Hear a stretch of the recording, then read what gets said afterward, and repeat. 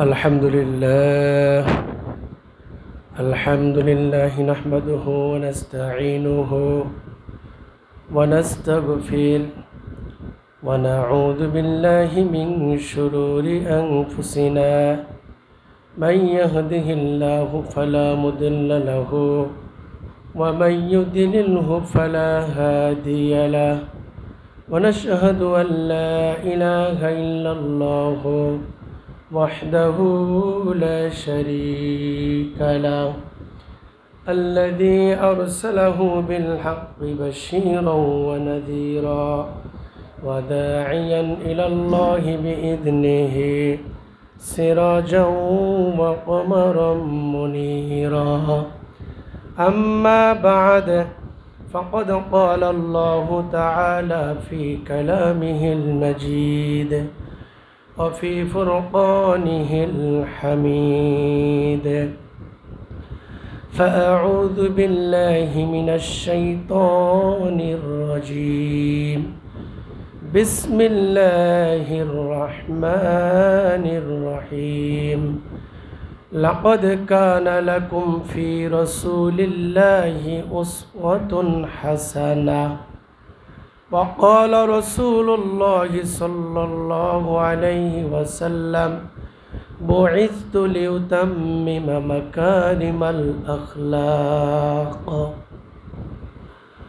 وقال تعالى إن الله وملائكته يصلون على النبي يا أيها الذين آمنوا صلوا عليه وسلموا تسليما সকলেই দুরূদ শরীফ পড়ি اللهم صل على محمد وعلى آل محمد كما صليت على إبراهيم وعلى آل إبراهيم إنك حميد مجيد اللهم بارك على محمد وعلى آل محمد كما باركت على إبراهيم وعلى آل إبراهيم إنك حميد مجيد মহান আল্লাহ সুবহানাহু ওয়া তাআলার দরবারে অসংখ্য অগণিত শুকরিয়া যে মহান রব্বুল আলামিন আমাকে আপনাদেরকে প্রতি জুমার আজকের জুমার ঘরে জুমার মসজিদে এত বড় এলাকা থেকে আগে আগে আসবার বসবার নামাজের পূর্ব মুহূর্তে কিছু কথা বলবার শুনবার তৌফিক দান করেছেন। আমরা দিল থেকে শুকরিয়া আদায় করি আলহামদুলিল্লাহ। মুআজ্জাজ মুহতারাম হাজিরিন, আজকে 6 সেপ্টেম্বর 2024 দোসরা রবিউল আউয়াল, আরবি মাসের রবিউল আউয়াল মাসের আজকে 2 তারিখ। তো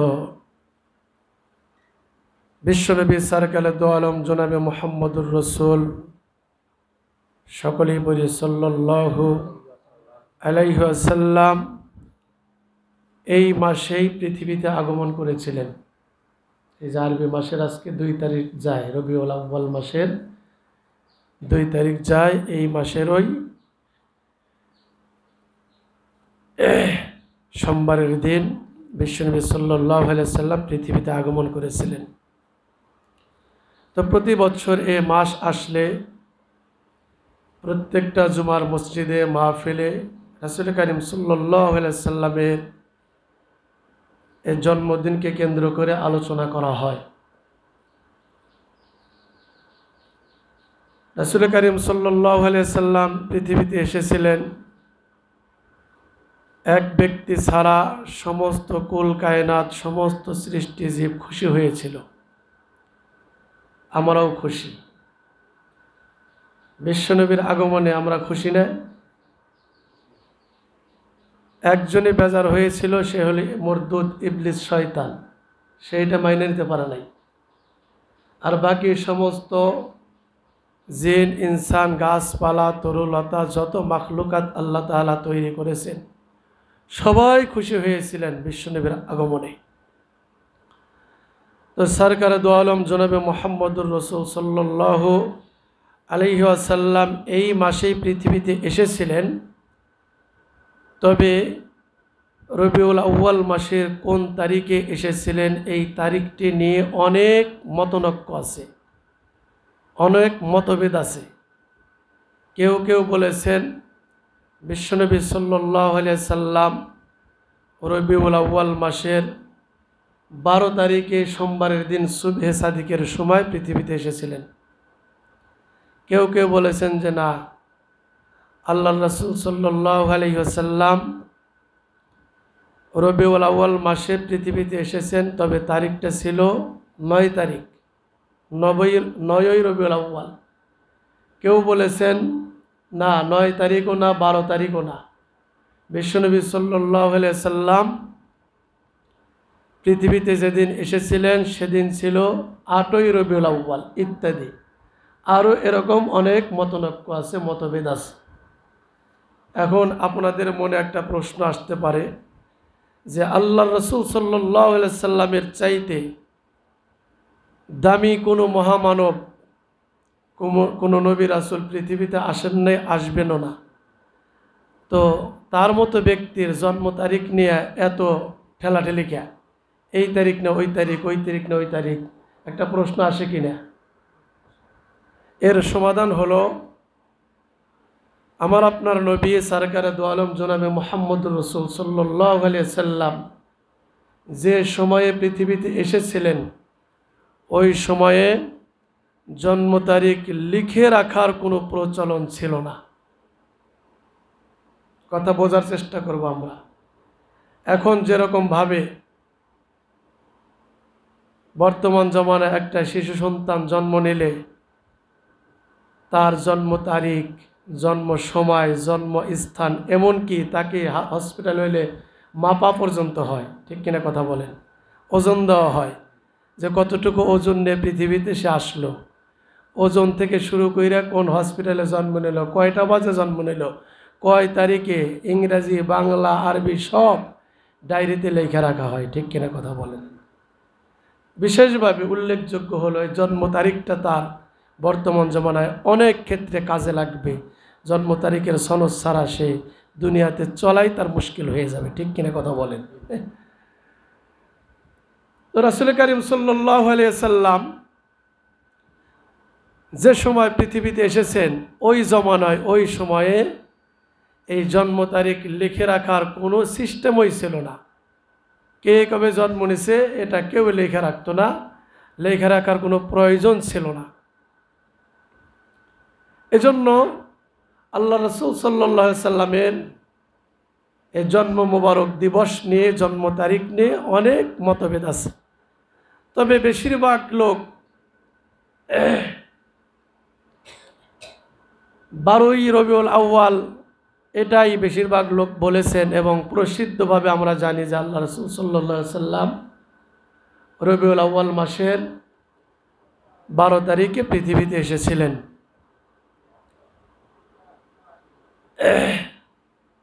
কিন্তু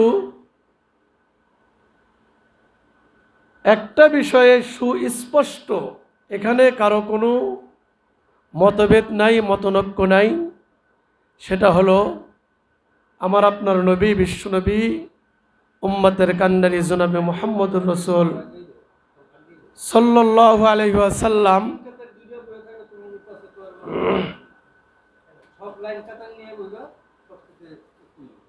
পৃথিবীতে এসেছিলেন। এ তারিখটা লেখা রাখা হয় নাই, ওই সময় লেখা রাখার কোনো প্রচলন ছিল না। কিন্তু আল্লাহ রাসূল সাল্লাল্লাহু আলাইহি সাল্লাম যেদিন পৃথিবী থেকে বিদায় নিয়ে চলে গেলেন, তামাম পৃথিবীবাসীকে কাঁদিয়ে এতিম করে আল্লাহ রাসূল সাল্লাল্লাহু আলাইহি সাল্লাম যেদিন পৃথিবী থেকে বিদায় নিয়ে চলে গেলেন, সেই তারিখটার ব্যাপারে কারো কোনো মতভেদ নাই। সেটা ছিল এই রবিউল আউয়াল মাসের ওই 12 তারিখ। কত তারিখ? 12ই রবিউল আউয়ালের দিন আল্লাহ রাসূল সাল্লাল্লাহু আলাইহি ওয়াসাল্লাম দুনিয়া ছেড়ে চলে গেছেন। এই চলে যাওয়ার তারিখ নিয়ে কোনো মতভেদ নাই। এর কারণ হলো আল্লাহ রাসূল সাল্লাল্লাহু আলাইহি ওয়াসাল্লাম দুনিয়ার জীবনে সর্বমোট 63 বছর হায়াত পেয়েছিলেন। কত বছর? 63 বছর হায়াত পেয়েছিলেন। তো রাসূল কারীম সাল্লাল্লাহু আলাইহি সাল্লামের মাধ্যমে আল্লাহ তাআলা পুরা ইসলামের বিজয় দান করেছিলেন, পুরা ইসলামকে পরিপূর্ণতা দিয়েছেন। 30 পারা কুরআনুল কারীম নাজিল করেছেন এবং সেই সাথে বিশ্বনবী সাল্লাল্লাহু আলাইহি সাল্লামকে আল্লাহ তাআলা দেশ পরিচালনার দায়িত্ব দিয়েছিলেন। তো ইত্যাদি ইত্যাদি। রাসূল কারীম সাল্লাল্লাহু আলাইহি সাল্লাম যে সময় জন্ম নিয়েছেন ওই সময় যেমনইভাবে জন্ম তারিখ লেখা রাখার প্রচলন ছিল না, কিন্তু জন্মের তারিখ থেকে নিয়ে 63 বছর জীবন যে কাটিয়েছেন, যখন দুনিয়া ছেড়ে চলে গেছেন তখন কি আগের ওই অবস্থা ছিল নাকি অনেক আধুনিক হয়ে গেছিল? কথা বলেন। অনেক পরিবর্তন হয়ে গিয়েছিল। এজন্য এবং প্রায় 1.25 লক্ষ সাহাবী রাসূল কারীম সাল্লাল্লাহু আলাইহি সাল্লামের ওফাতের সময় দুনিয়াতে রেখে গেছেন এবং সাহাবীরা বিশ্বনবী সাল্লাল্লাহু আলাইহি সাল্লাম কবে কখন মৃত্যুবরণ করলেন অটোমেটিকলি সবার সেটা লেখা রাখার দরকার হয় নাই। সবার মুখস্থই হয়ে গেছে যে আল্লাহ রাসূল সাল্লাল্লাহু আলাইহি সাল্লাম কবে দুনিয়া ছেড়ে চলে গেলেন। এজন্য রাসূল কারীম সাল্লাল্লাহু আলাইহি সাল্লামের দুনিয়া ছেড়ে চলে যাওয়ার তারিখটা নিয়ে কোনো মতভেদ নাই, কোনো ইশকাল নাই, কোনো প্রশ্ন নাই। সেটা হলো 12ই রবিউল আউয়ালের দিন আল্লাহ রাসূল সাল্লাল্লাহু আলাইহি সাল্লাম এ ধরাধামকে কাঁদিয়ে কিয়ামত পর্যন্ত যত উম্মত আসবে সমস্ত উম্মতকে এতিম করে চলে গেছেন। কারো কোনো দ্বিমত নাই। কিন্তু জন্ম তারিখ নিয়ে অনেক তারিখ পাওয়া যায়। কেউ বলেছেন 8ই রবিউল আউয়ালে আল্লাহ রাসূল জন্ম নিয়েছেন, কেউ বলেছেন না 9ই রবিউল আউয়াল আল্লাহ রাসূল জন্ম নিয়েছেন, কেউ বলেছেন 12ই রবিউল আউয়াল আল্লাহ রাসূল জন্ম নিয়েছেন। এবং এই 12ই রবিউল আউয়ালকে অনেকেই জন্মদিবস বানায়া আমাদের দেশে এই 1500 বছর পরেও বেশি আবেগী কিছু মুসলমান আল্লাহ রাসূল সাল্লাল্লাহু আলাইহি সাল্লামের জন্মদিবস পালন করে থাকেন। আছে কি নাই? এবং তারা সেটাকে নাম দিয়েছেন ঈদে মিলাদুন্নবী। ঈদে মিলাদুন্নবী। আমরা ঈদ করি কয়টি? 2টি, রোজার ঈদ, কোরবানির ঈদ। ঠিক কিনা কথা বলেন? ঈদুল ফিতর, ঈদুল আজহা, যেটা এবং আল্লাহ এবং আল্লাহ রাসূল থেকে স্বীকৃত প্রাপ্ত। আল্লাহ এবং আল্লাহ রাসূল যে ঈদ আমাদেরকে করতে বলেছেন। কিন্তু আমাদের সমাজে, আমাদের দেশ সহ বিভিন্ন দেশের মধ্যে অতি উৎসাহী কিছু ভাই, কিছু বন্ধু যারা 12 মাস কাল এমন কোনো নামাজ রোজার ধারও ধারে না, আল্লাহ রাসূল সাল্লাল্লাহু আলাইহি সাল্লামের দেখানো পথে তারা চলে না, কিন্তু এই 12ই রবিউল আউয়াল মাস আসলেই তারা বিভিন্ন ধরনের সভা, সেমিনার, বিভিন্ন মজলিস, বিভিন্ন মাহফিল ইত্যাদি ইত্যাদি তো করেই। এবং 12ই রবিউল আউয়ালের দিন জশ্নে জুলুস, ঈদে মিলাদুন্নবী নাম দিয়ে তারা বর্ণাঢ্য মিছিল বের করে। আছে কি নাই কথা বলেন? ঢাকা শহর সহ বিভিন্ন জেলা পর্যায়ে, থানা পর্যায়ে, আমাদের দেশেও আমরা এটা দেখতে পাই। তারা এটা কইরা বোঝায় যে বিশ্বনবী সাল্লাল্লাহু আলাইহি সাল্লামের জন্ম যে তারিখটাকে আমরা আনন্দের দিন বানিয়েছি, ঈদের দিন বানিয়েছি। এমনকি তারা বলতে বলতে এভাবেই বলে যে অন্য 2 ঈদের তুলনায় বিশ্বনবী সাল্লাল্লাহু আলাইহি সাল্লাম যেদিন দুনিয়াতে এসেছেন এই ঈদ হলো সবচেয়ে বড় ঈদ। ঠিক কিনা কথা বলেন? এবং আমরা যারা এটা করি না, আমাদেরকে ওহাবি আর অনেক কিছু বইলে তারা গালিগালাজ করে, আমরা নবীর দুশমন। আমরা এমনকি অনেক বলতে বলতে কাফির পর্যন্ত আমাদেরকে বানায় ফেলায়। এই 12ই রবিউল আউয়ালের দিন যারা আমরা মিছিল করি না, এগুলা সাপোর্ট করি না, তাদেরকে যারা করে তারা কাফের পর্যন্ত বানায় ফেলায়। আমরা নাকি কাফির হয়ে গেছি। নাউযুবিল্লাহি মিন যালিক। মুআজ্জাজ মুহতারাম হাজিরিন,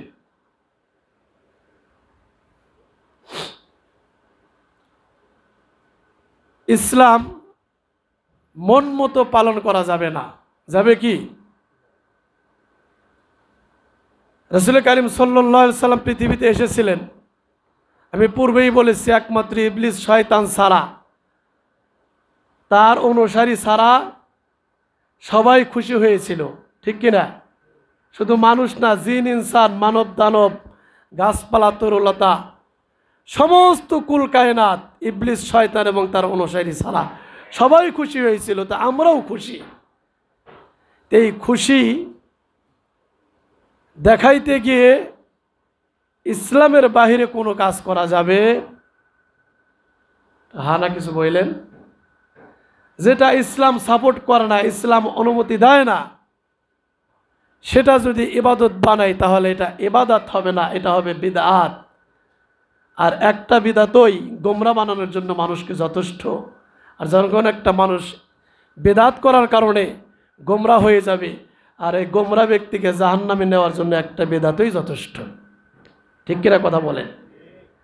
এখন দেখার বিষয় হলো যে সমস্ত ভাইয়েরা ঈদে মিলাদুন্নবী, জশ্নে জুলুস, বিশ্বনবী সাল্লাল্লাহু আলাইহি সাল্লামের শুভ আগমনকে উপলক্ষ করে তারা ঈদে মিলাদুন্নবী নাম দেয়া এই যে মিছিল মিটিং করে, সভা সেমিনার করে, এটা আদৌ ইসলাম সাপোর্ট করে কিনা, ইসলাম এটা শিক্ষা দিছে কিনা, এটা আমাদের দেখার বিষয়। যদি ইসলাম এটার প্রয়োজনীয়তা বলে তাহলে আমরাও পালন করব, কোনো সমস্যা নাই।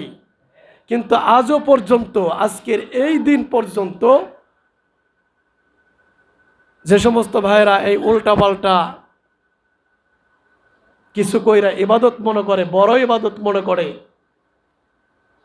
শিরনি পাকায়, খিচুড়ি পাকায়, জিলাপি বিতরণ করে ইত্যাদি, তারা আজও পর্যন্ত কোনো দলিল প্রমাণ দিতে পারে নাই যে এই 12ই রবিউল আউয়ালের দিন এটা করতে হবে, এটা করা জরুরি, এটা আল্লাহ রাসূল করতে বলেছেন, অথবা সাহাবীরা করেছেন, অথবা তাবেঈনরা করেছেন, অথবা তাবেঈনরা করেছেন। কেউ আর দলিল প্রমাণ আজ পর্যন্ত দিতে পারে নাই। মুআজ্জাজ মুহতারাম হাজিরিন,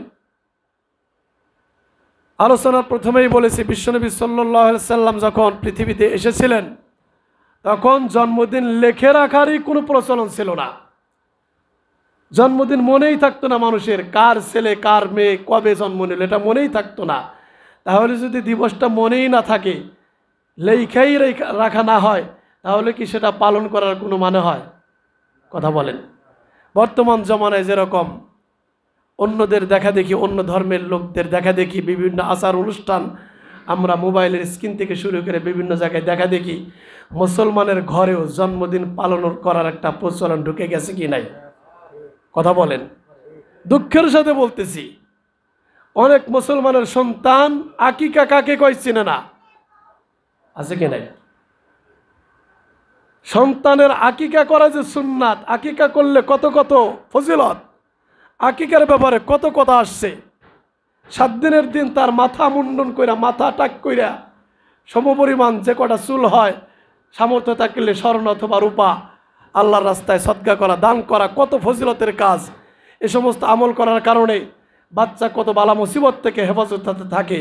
এদিকে অনেক মুসলমানের কোনো খবর নাই, কিন্তু ওই বিভিন্ন আচার অনুষ্ঠান, বিভিন্ন দেশের কৃষ্টি কালচার দেখা ইহুদি খ্রিস্টানরা জন্মদিন পালন করে, আকিকার খবর নাই অনেক মুসলমান প্রতি বছর ঘটা কইরা সন্তানের জন্মদিন পালন করে, ঠিক কিনা কথা বলেন?